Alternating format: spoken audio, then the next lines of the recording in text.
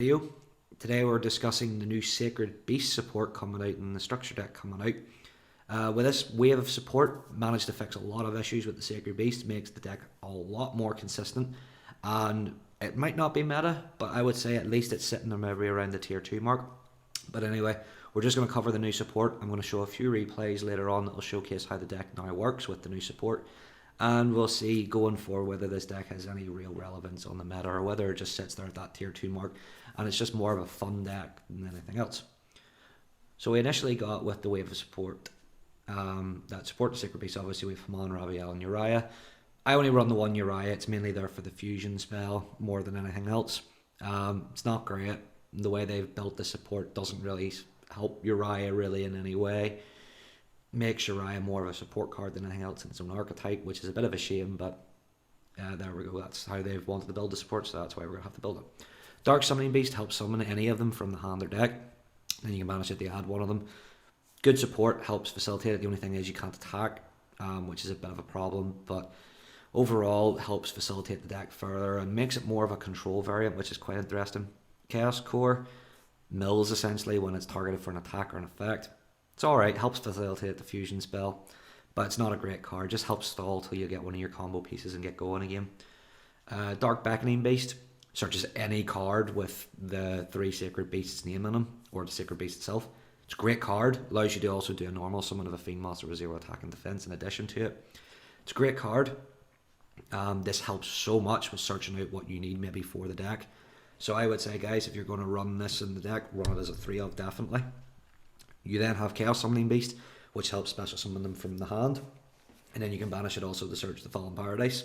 Again, a great card. Helps facilitate so many of the plays. You can maybe, with the great setup, get 2 Sacred Beasts out and then maybe some support out to protect them. Again, great card and all that sort of stuff. Alert for the draw power, 1/1, special summon out the Chaos Summoning Beast, Regeki for the board wipe. Dark World Aliens, this is mainly with Helm fixing. You can send some of the guys to the graveyard, use their effects in graveyard to maybe search out something that you maybe need, like one of the Sacred Beasts or Fallen Paradise. It's just there more for consistency. Again, Foolish Burial to help with that consistency. Monster Reborn to bring out something maybe from the graveyard, like the Dark Beckett or the Dark Summoning Beast to help get another maybe Sacred Beast out on the board. The Fusion spell, spell speed 4 fusion of any Phantasm fusion monster using those materials. And if you control any of the Sacred Beast, it has spell speed 4. It's alright card. I run it as a 1 of because I only run one of the fusion anyway. It's like Chaos. It's like the Chaos Core. It's alright. It's not brilliant. Twin Twister. The deck doesn't have any inbuilt spell and trap removal. So if you have any spell or trap removal like MST Cosmic Cyclone or Twin Twister, I would say run them just to help deal with deck matchups like say Altergeist or Stun or something like that. Cerulean Skyfire. The deck does have spell and trap negation though in Cerulean Skyfire. When you control a face-up Hamon, you can change it to defense position for negating the card.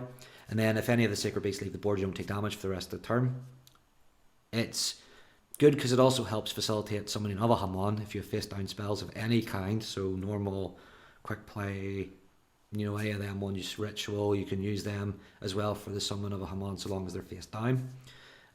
Same with Hyperblades, which is the trap card for Uriah, but like I said, Uriah's not really got great support in this. But overall, Cerulean Skyfire is a good card. One of the best cards, the 7 Spirit Gates Unleashed, searches any monster that is a Sacred Beast or lists the Sacred Beasts. Once per turn, then you can also discard a card, to special summon a Fiend with 0 attack and defense from the graveyard. And then once per turn, if you control a level 10 monster, add a continuous spell from graveyard to your hand. It's a fantastic card, helps facilitate the plays, allows you to extend further into your boards. Maybe instead of just having 1 Sacred Beast, you get 2 out because of this one card alone. As long as you have a Fiend with 0 attack and defense in graveyard, you're able to use the card if it was a creature with 0 attack and defense and Fiend. And then that was one of the combos I found out. Like if you had Dark or you had Chaos Summoning Beast in the graveyard, you can discard Dark Summoning Beast and then special summon the Dark Summoning Beast, tribute it off, then the special summon Raviel from the deck, and then you use the Chaos Summoning Beast and the Dark Summoning Beast to search out Uriah and Fallen Paradise. Overall, it's a good card. Also allows to help with the discard thing, so if you discard your continuous spell cards, you can then use this thing's effect to have to discard it back. So essentially it's free to get a special summon essentially off with the way this card is worded. Great card, and it's a good direction for what the deck need to do. Mind of the Blind Creator, I would say trade this out for Fallen Paradise. I didn't really use it all that much in comparison to Fallen Paradise, and Fallen Paradise is just a far better card overall. The damage isn't really that consequential when you've got 4,000 beat sticks essentially on the board. While the protection is nice, you would rather go for Fallen Paradise, which is essentially Pot of Greed for any of the Sacred Beasts and the Fusion Monster. If you have the Fusion Monster out and nothing else, you can still do the draw 2 off this. And it also has great protection. It's a great card, and it is one of the main key combo pieces that you'll need when you see in the replays. Hyperblaze. It's the Uriah fixer for the special summon, and it also allows Uriah to have more attack depending on the number of trap cards on the field and in either player's graveyard. Make sure you make note of that, because it is one of those cards, I think, that you could use it with a Uriah against maybe an Altergeist player out of nowhere and essentially OTK them by them attacking you by complete accident. And then as well as that, you can discard a card to add a Uriah, Hamon or Raviel from your graveyard to your hand, or if you've properly summoned them, you can special summon them from the graveyard ignoring summoning conditions. And then finally, we run 2 of the Sacred Beast Awakening. This is actually the best of the 2 trap cards that they introduced in this set, because it has the same thing as the 7 Seals Unleashed, 7 Spirit Gates Unleashed. You can add a continuous trap from your hand instead. However, depending on whether you have Uriah, Hamon and Raviel, you get a different effect with different names. So if you have just one of them out, you can gain life every time your opponent summons a creature. 2, if you have, say, Hamon and Raviel, it's basically a skill drain on the board for your opponent. And then if you have all 3 Sacred Beasts out, any monster sent to the graveyard is banished instead. So it becomes a Macrocosmo, skill drain, and a way to gain life all in one go. Overall, the main weakness with this deck though is Ash Blossom. This deck does a lot of searching, and if your opponent can ash the card at the right time, you essentially can't do anything for the rest of the turn, which is why I would say if you're going to put anything in main deck wise, I would say Call by the Grave. If needs be, take out the Dark World Dealings for the Call by the Grave. I'm going to say if you want to sacrifice that wee bit of consistency for protection. Overall though, the deck is fairly able to beat through at least an Ash Blossom. After that though, any possible negates will slow you down considerably.